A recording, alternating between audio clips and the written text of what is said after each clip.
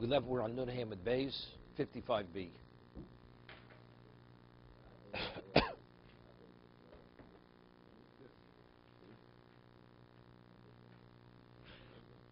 Okay.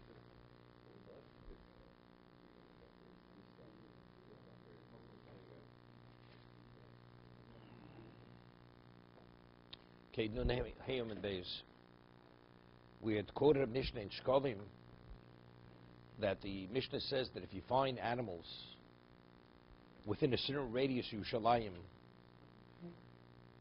we assume, based on the principle of majority, that these animals were consecrated as korbanos, as sacrifices, and they were lost. They cannot be used as ordinary animals. Now the question says, if the males and the females, the certain korbanos, for instance, an olah, burnt offering, could only be brought as a male. A female animal cannot be brought as a burnt offering, as an olah. Shlomim, a peace offering, could be male or female.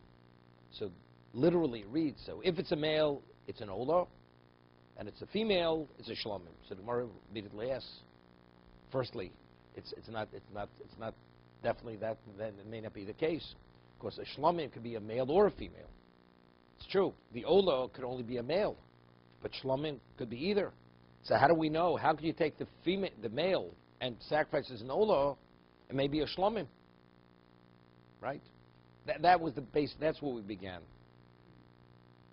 And so Reb Oshe answered, because it seems to be that you should bring it as A or bring it as B, and it seems to be you're able to bring it immediately, without any delay. So the Gemara asked, but if it's kochi kodo, if it's kedush zaguf, if the level of consecration has relevance to the mizbeach, you're not able to redeem it unless it has a blemish. It's unblemished. So if it seems to be the Mishnah says you're able to bring the male immediately as this and the female immediately as something else, but there's a delay because it has to grace till it gets a blemish.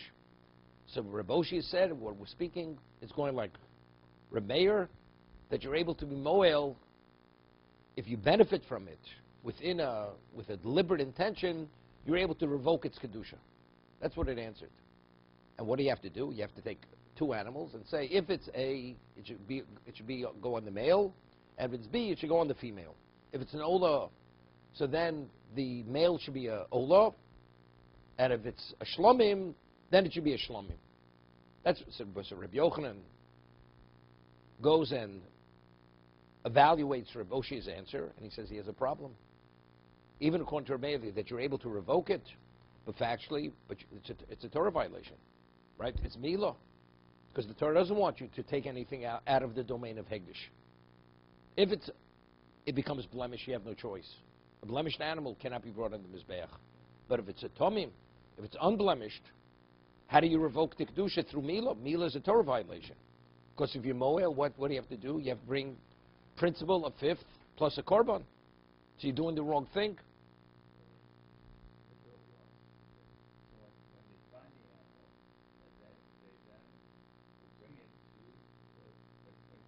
No. The animal cannot be used. No. See, if it's a female, you could use that as a shlomim. But what do you do with the male? Right? The male is a problem. Because the male could be an olah, it could be a shlomim. But we didn't get to the Osham. The Gemara in Amud Beis speaks about you. We don't know what it is. But you can't redeem it. It doesn't have a blemish.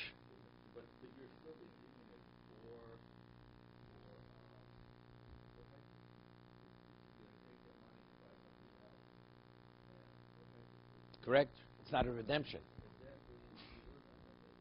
No, you cannot.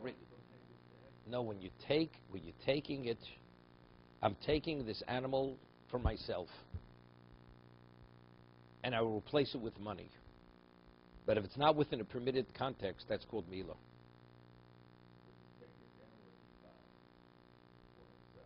Correct? And he says, I will replace it with money.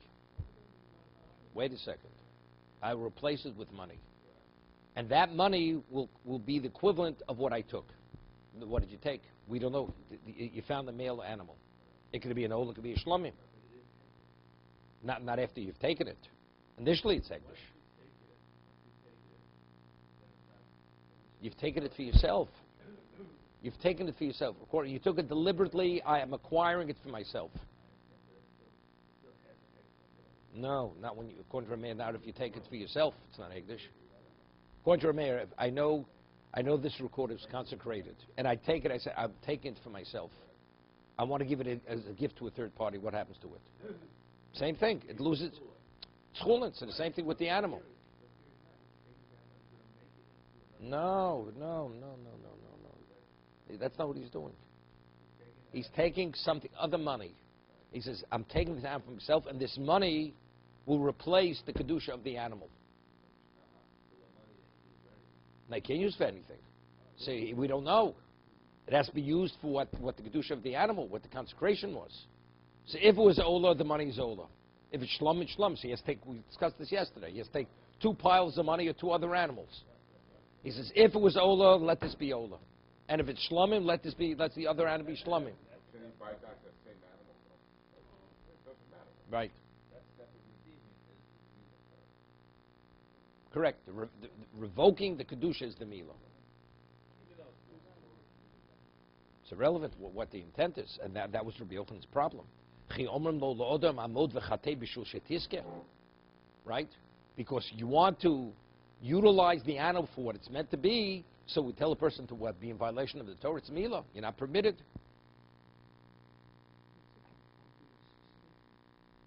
Just let's read Rashi. It is an obvious statement. The chol beimus mizbeach osel chalo temimo. All animals that were consecrated for the mizbeach, you're not permitted to desecrate it if it's what? Meaning to change its spiritual status if it's unblemished. Shenemar in behemo hatmeo upode be'erkov omamar bebalimumin shenivtu akos medaber. When could you redeem something? When could you take off its kedusha? That's only if it's blemished. Yochel yuftu al mumove. Maybe even if it's a blemish which ultimately will heal, maybe that's also basis for redemption. A person who comes to Bezdin and we ask, and he says, I'm willing to take a financial obligation to transfer the kedusha onto money. What does Bezdin tell him? Noma lo amod v'chatei l'chalo mezid b'shul shetiske l'saken hakravosa shel be'emazu. Does the Bezdin tell him, go transgress to correct the issue of what, so the animal should be able to be utilized? You don't tell a person to violate a Torah law for the sake of what? Of bringing a korban. And that's what's happening over here. I don't know where Raboshi answers on this. I mean,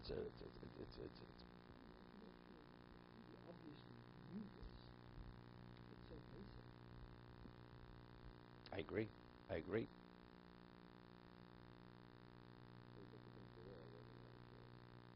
So what? See, we're going to see in a moment. There's going to be a case. The Gemara says in Avodah Zarah, it's a brisa. Today, if you consecrate an animal, right? What do you do with the animal? You're not permitted to consecrate animals today. You're not even permitted to consecrate anything. Of course, what are you going to do with it? So if it's an item, you redeem it on some money, then you destroy the money. You put the money away because otherwise the money itself is a pitfall for other people. You're not permitted to benefit from the money. What do you do with an animal? So it says you machlis l'kipa, you put it into a room and you let it die. Because again, it's the same thing. You can't sacrifice it. So you shouldn't have done it. But if he did do it, he consecrated it. There's going to be a case if it may be a certain type of animal, which you can't redeem. What do? Machlis l'kipa, mesa, it dies. You starve it to death. That's the only thing you can do. You're not supposed to. Of course, you could consecrate anything. But if you consecrate something, you do. Same identical status. A person goes and consecrates a chatos, a sin offering. What do you do with it? We have no Beis HaMikdash. But it's a sin offering. Definitely. Okay?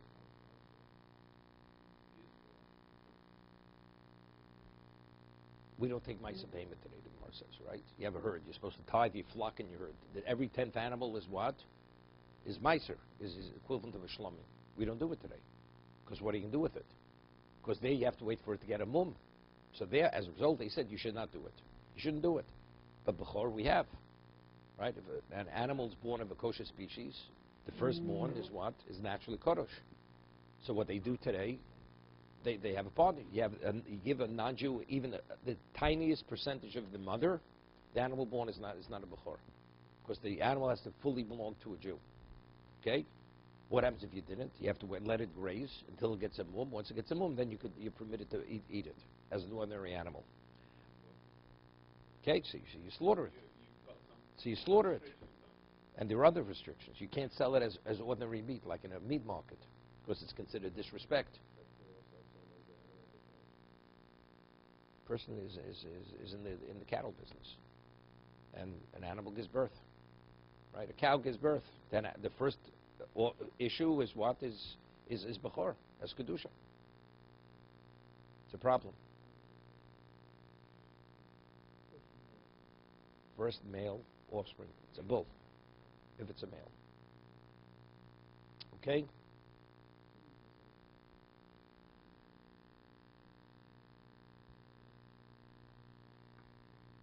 Elom Rabbi Yochanan. So Rabbi Yochanan said, how do we deal with the issue? How do we understand the Mishnah Shkolim?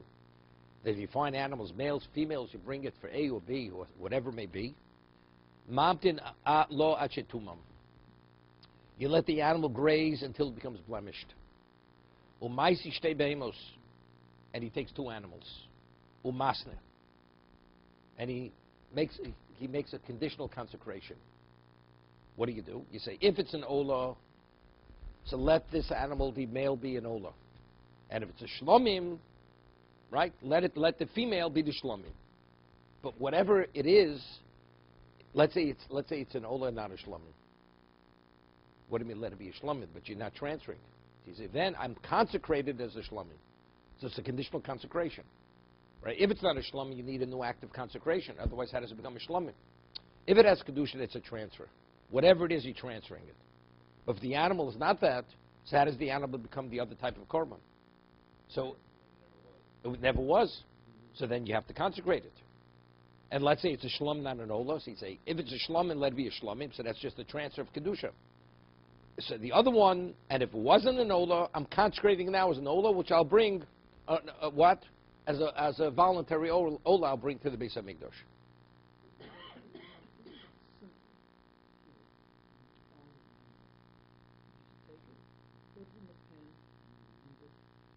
No, you're not supposed to do that. That's being wasteful. If we have a solution how to resolve our issue, that the consecrated animal can be used as it should be used, then we shouldn't let it die. The Gemara is going to say there are certain situations which are not resolvable. We can't. Then you let the animal die because you have no choice.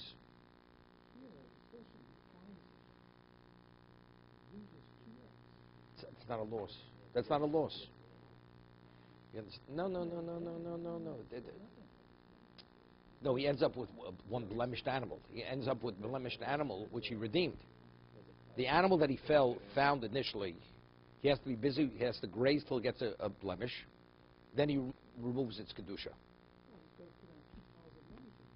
Yeah, with two animals.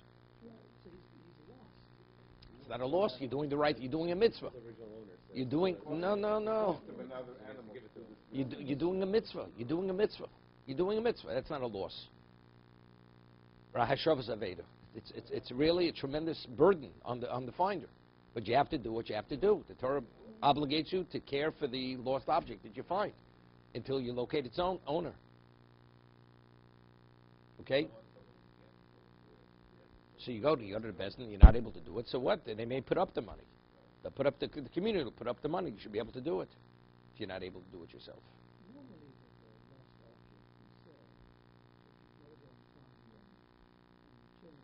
And if you can't, if you're not able to, you have to care for the object. We don't. The Beis HaMikdash is the owner, but we're not. No. But who's going to cover the cost? It is. As a Jew, you have to do the right thing. Why does Hegdish have to take care of it? Why? It's their financial obligation. No. It's the one who originally consecrated it. Nobody asked that person to consecrate it, but now it's consecrated.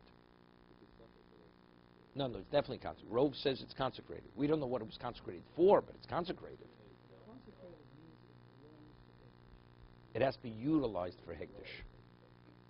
No, see, if it would be an asset, if it would be consecrating a table's an asset. Right? That's just the transfer of an asset. A korban is a kapara issue. Whoever the owner is, when we're going to bring the korban, the one who will be the beneficiary of the atonement will be that original person who consecrated it.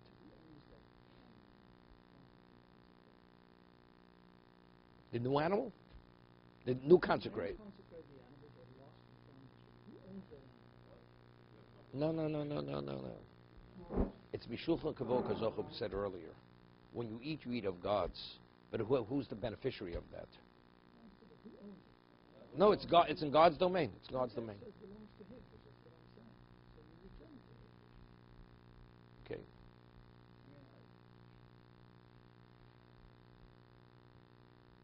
It's not the same. Okay.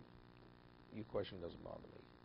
Person who has a sense of responsibility to the Beis Hamikdash, refurbish the Beis Hamikdash. Let them worry. Let them worry. That's not my issue. That's their issue. If God wants his Beis Hamikdash refurbished, let him do it himself. Why contribute? Why contribute? Same thing. It has to die. Let's say the base.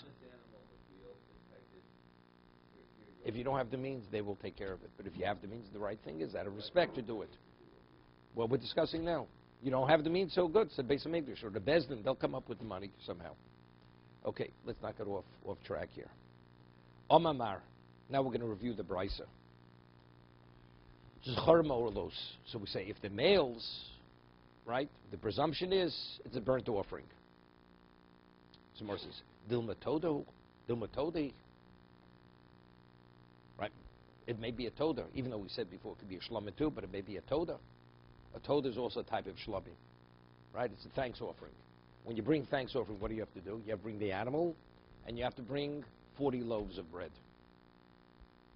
30 of the loaves of matzah, 10 loaves of chametz. Okay? Now, the zman achila, the period of time that you're permitted to eat the Torah is what? Is the day and the following night. A shlamim is 2 days and a night. So it's a longer period of time you're permitted to eat it. So now, so the Gemara says, Dilma Todi, the Maisinami Toda. You say what? Either it's a shlomim or it's a toda. We'll see Tosas in a minute. Somewhere says Voboy lechem. Right? It needs bread. Toda cannot be with that unless you bring the 40 loaves. Now we discussed it earlier. What is the status of the loaves? Right? It's kedushas haguf. Right? The loaves take on the exact same status as the animal itself. Now, when did the loaves assume the status of kedushas haguf? Are they elevated? Howard, what are you saying? No. When you slaughter the toda, that's when the loaves are elevated to the identical status as the korban. Not the zrika, the shchita. The shchita is mekadosh the lechem. I'm just telling you facts. You want to learn kosher? We'll learn kosher. Let's speak facts. Shchita toda, the slaughter of toda consecrates the bread to be on the identical status as the animal itself. Okay? No. Shlom has no loaves of bread. Okay? Versus you bring bread. Wait, no, now it becomes a problem. So you have to have 3 animals now. You have to have 3 animals. It may be an ola, maybe a shlom, maybe a toda. Right? Because, because shlom, it's a different type of korban. So you'd say, Tosas says, let's make it tonight.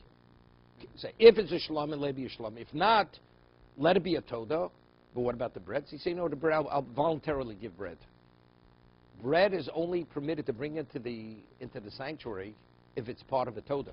If it's a shlomim, there's no such thing as donating bread. What? Not the chametz. During the year, it's irrelevant whether it's chametz. So what? So maybe you're able to donate toda bread. You're giving your thanks by donating bread. There's no such thing as nedava. It either goes with the animal or it doesn't go with the animal. Could a person bring a thanks offering when he has nothing to give thanks for? You can't bring a voluntary toda offering. Well, seemingly over here you could. There's always what to give thanks for. Right? You see that here. See, the Gemara is going to ask in a moment, chatos, a sin offering. You're not able to bring a voluntary sin offering. Correct? If you violated a certain level, you're able to consecrate a chatos. Otherwise, you're not able to consecrate a chatos. You violated Shabbos inadvertently, you're able to bring a chatos. If a person did not, you're not able to consecrate a chatos. Or an osham. An osham also, a guilt offering. You're not able to consecrate a guilt offering unless you're obligated in a guilt offering. From the Gemara, you see a toda, you're able to bring a toda. What? No. Toda has to be seemingly at a certain level, but it seems to be over here. There's always what to give thanks for, that you're able to bring it. No, no, no, no, no. I mean, you could eat the korban, but it's not valid. Right. So Gemara says, okay, now there's a tosis over here. We discussed yesterday, Mizbul Soda, we don't say Erev Yom Kippur, and we don't say Erev Pesach. Why? Because Erev Pesach, because after Chatzos, you're not permitted to eat chometz. And since 10 of the 40 loaves are chometz, you're limiting the Zman Achila. Erev Yom Kippur also. Normally it's a day and a night. The nighttime period you're not able to eat. So again, you're putting limitations on the period of time you're able to eat it. Gemara says in a number of locations it's referred to as Eimevin Kochim Beis Apsul. You're not permitted to limit Kochim, their period of time to eat, because ultimately that's going to be the cause of becoming a noser. It's become leftover, you're going to have to burn it. So actually the korban is going to have to be wasted by putting a limitation on the time period that you could eat it. The Torah allows a greater time period, and because of the circumstance, it's going to be lessened, becomes a problem. So that's the concept of Ein Mevin Kochim L'Beis Apsul. You're not be able to bring something that's consecrated to be invalidated, because you're going to cause it to be invalidated when it becomes noser. Okay?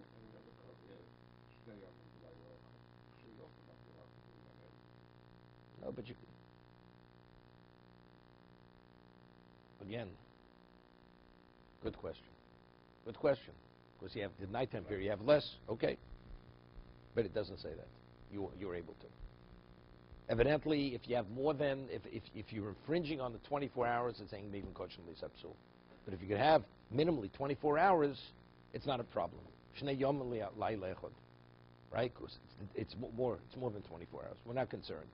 At less than 24 hours, we're concerned. More than 24 hours, we're not concerned. Right? That's what you see from that halacha. Again, but if you cut out Yom Kippur, you still have Erev Yom Kippur till Yom Kippur, then you have what's his name? But you have the following night. You have the night after Yom Kippur. Shnei Yom. So you have the night afterwards. Shnei Yomim. Okay, you're right. Then you have a problem. You have a problem, not sure. Because it doesn't shlom or not. It always speaks to get out in the Ola. That's exactly why. Okay. So over here, so Tosas, the Maisilo Nami Todo. So Tosas asks, it says you bring a Toda. So now what are we talking? We're speaking about you have to have 3 animals. Not 2 animals, 3 animals. It may be an Ola, it may be a Shlomim, and it may be a Toda. So you have to cover every eventuality, every possibility of what it may be. So Tosas asks, why take a 3rd animal?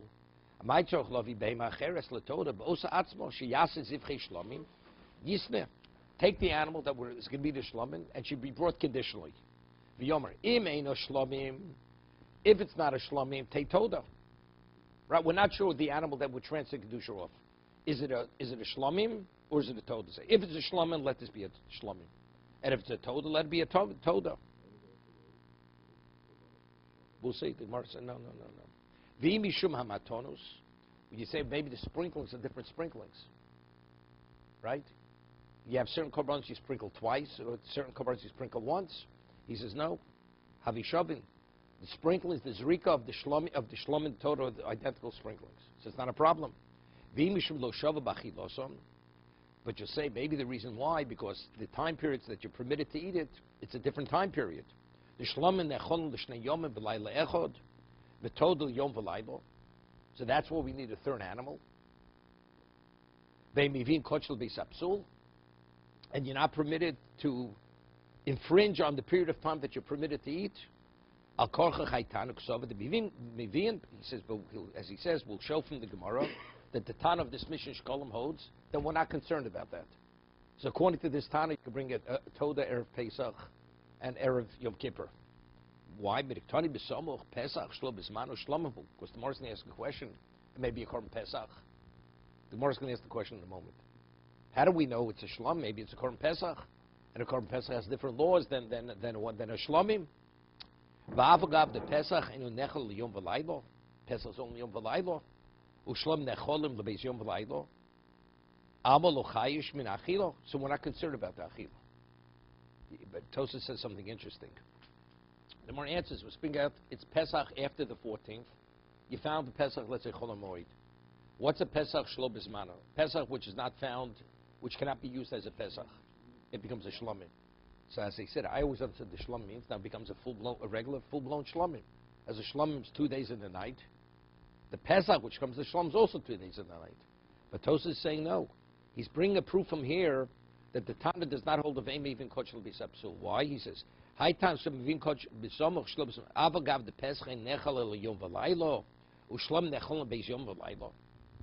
He says, but even if you bring it as a shlomim, the Pesach has a limitation. It's only a day and a night. A shlom is 2 days in the night. Correct?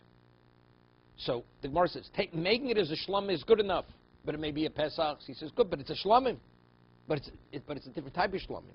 Of course, the Pesach, which comes as shlomim, the limitation of day and night, that remains with it. That's what Tosas is saying, because originally it was a Pesach. But you see from Tosas, it's not a full-blown shlomim. Doesn't have a shlomim with the expanded laws of shlomim. In terms of limitation of achila, still, and of course he's bringing a proof from there that the Tana doesn't hold of aim even kochel beis apsul. Because I'm not concerned that you're putting limitations on this man achila. Otherwise, you should take a third animal, right? B'yeshlomar. So now Tosas asks. So we're back to the question: what do you need a third animal? You should bring the animal on a condition. If it's a shlom, it'll be a shlomim. If not, let it be a toda, because everything is identical. Wait, v'yeshlomar mishum the toda boy lechem. The answer is because it has to be accompanied with bread. Vim tomar laisi lechem v'yisne. Let him bring the bread on the tanai. What should he say? Im hi toda. If the animal is a toda, hari lachma. The bread is associated with the animal. So when you slaughter the animal, the bread will be elevated to the same status as the animal. Vim hi shlomim te'elechem nedova. And if it's a shlomim, I'm just donating the bread to the Beis Hamikdash. Ha'in lechem bo nedova. There's no such thing as bread which can be brought as a gift to the Beis Hamikdash. There's no such thing. Bread only comes within the context of it being associated with the Toda. So if you can't consecrate it as what? As Toda bread, so what is it? V'chulim ba'azoro. You're not permitted to bring it into the Azoro. It's a Doraiso. Kedamrina per katoda. So therefore, you have no solution. So what must you do? So you have to bring a third animal. You can't bring it conditionally. The animal has to end up to be a toda. Because by slaughtering it, you're going to elevate the bread to be the same status as the korban. No, there's no such thing. There's no such thing. No, but you have to bring it into the sanctuary. What do you bring? For the korban. But if the bread is not elevated to the korban levels, it's chulam ba'azora.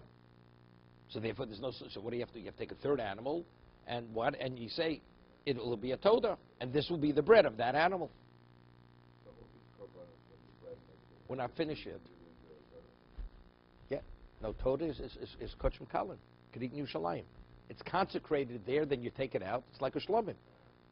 The avoda is done in the azor, in the sanctuary.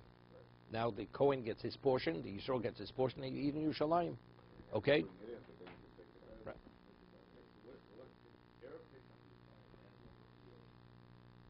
The Gemara is going to ask a question when they're Pesach. People are careful; they will not lose a Pesach, Erev Pesach. No. No, Pesach people were very careful with the Pesach.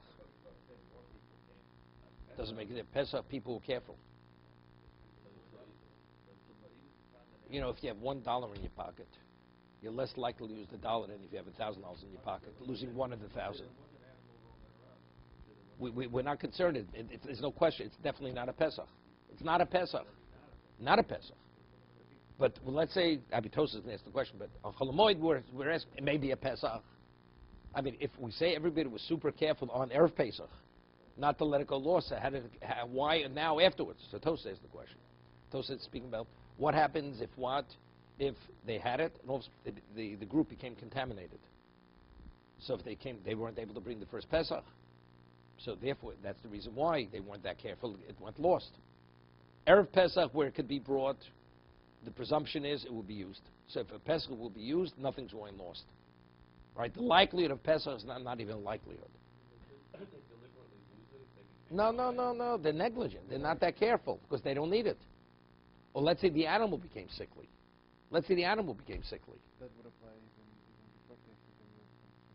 Yeah, but now we say. We'll see. Now the Gemara asks another question. Vidilma Osham who? Maybe it's an Osham. It's a guilt offering. And an Osham you're not able to bring voluntarily. So what do? Now there's a problem. See, Gemara answers, Osham and Shtei Shonim. Evidently you had to have an understanding of how old the animal looked. Did it look like a 2-year-old animal or 1 year? Evidently you're able to make that evaluation whether it's a 1-year-old animal or a 2-year-old animal. Okay? Osham ben Shtei Shonim. Vishtakar ben Shona. The Mishnah in Shkolim, when it says you find these animals, the animals are within the year, the first year. They're not 2 years old. V'dilma Osham Mitzoru, Osham Nozu, again. But maybe it's a guilt offering that's brought by a Mitzorah and Osham, or a Nozir, they also bring a guilt offering, and that animal is a year old. So now you have, and that again you can't bring it. A Mitzorah is not voluntarily. You can't bring that voluntarily. So what do? Lo shchichi. That's remote. I mean, how many people are lepers? Maybe a person was a leper and he consecrated an animal, went lost. What's the likelihood? Right? All the other considerations or possibilities, Tod is common, Shlom is common, Ol is common. These are common consecrations. So therefore, we're not sure. Is it A, B, or C? Osham, it's remote. No, so, but we had an answer on that. It's 2 years, 1 year. But now we're speaking about Osham, Bitzorah, Nozir, it's also remote. So therefore, it's not, that won't even concern, it may be that. Okay?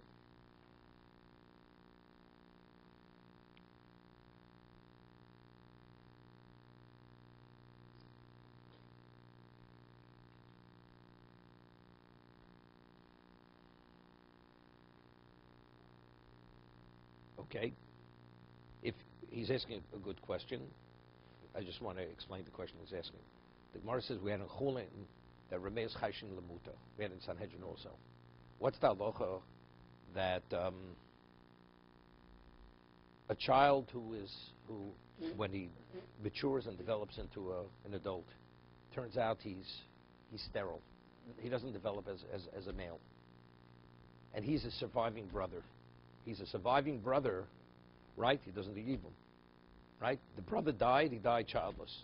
So the surviving brother has an obligation to perpetuate the name of the deceased. So let's say he's a soris. He's not able to father a child. So the woman is off limits to him. His sister-in-law, he's not permitted to cohabit with his sister-in-law. What about as a child? As a child.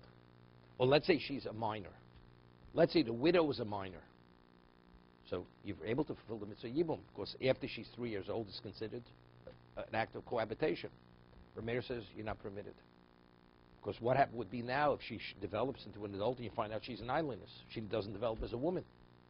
An islandess does not fall to yibum. But she's still the sister-in-law. She's an Eshach Shlo B'Mokum Mitzvah. It's an incestuous relationship. So the Chacham say it's not a problem. You go after Rov. The majority of women do develop to be normal women. They develop normally. Rameh is Chayshin L'Miuta. Rameh is concerned about the minority's case. Therefore, he says, no, you have to wait till she becomes an adult. You cannot perform Yibum until she becomes an adult. Okay, that's Rameh, because you could wait. But the Gemara says, what about if you have a situation where it's not resolvable? Waiting is not going to help you. Even Reb Meir himself says, because the Gemara says, according to Reb Meir, how do you eat meat? How do you ever eat meat? Or how do you drink milk? We drink, why? Because there's a rove. The majority of animals are kosher, are not defective animals. But you never know. Factually, out in the world, there is a minority, which are defective animals, right? Because there, it's not resolvable. So anything which even Reb Meir says, we dismiss the miyut. We don't. If you're able to verify what's going to be, you wait. You're not able to verify it, you go after rove.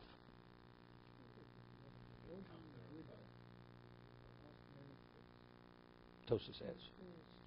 Yeah, because there, what about a man who's not able, he's whatever. You're right. So Tosa says, it's not the same. Tosa asks you a question. Tosa asks you a question, Yevomis, because she is developed normally as whether she conceive or not. See, what about if you have relations, the woman never conceives? So do we say retroactively it's been revealed that it wasn't permitted? Because he never was able to perpetuate the name of the deceased. We don't say such a thing. As long as you do a natural act of cohabitation, that's called a context of perpetuation. It's an act of procreation. No. Oh, this woman she's not considered a woman. This woman has no relevance to conception. I'm just telling you how Tosas answers. Yeah. Because no. She's not able to conceive, not because she's not a woman. This woman has. So that's the difference. One, we don't classify her, she has relevance. The woman has no relevance to conception.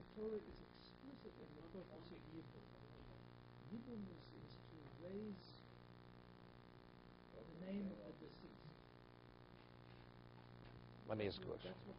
Okay, if we talk about implanting an egg and fertilizing with the semen of the man in a 70-year-old woman, eventually it's going to be possible, right? An island, if she can do that from today forever, it's never going to happen, right? To be considered. No, that's not.